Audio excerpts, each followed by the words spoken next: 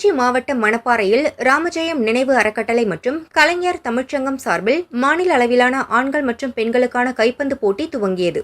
தொடர்ந்து 3 நாட்கள் நடக்கும் இப்போட்டி மதுரை சாலையில் உள்ள தனியார் திடலில் நடக்கிறது.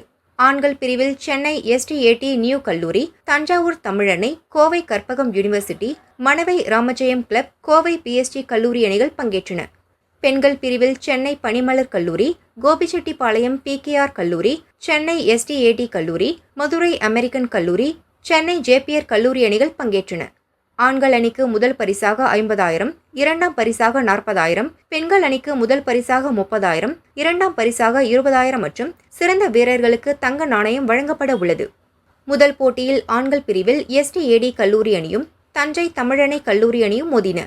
பெண்கள் பிரிவில் சென்னை JPR கல்லூரி அணி, கோபிச்செட்டிப்பாளையம் PKR கல்லூரி அணிகள் களம் இறங்கின.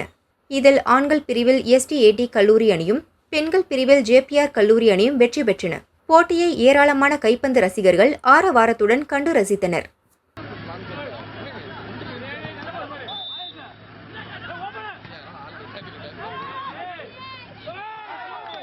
விளையாடிக் கொண்டிருக்கிறார்கள்.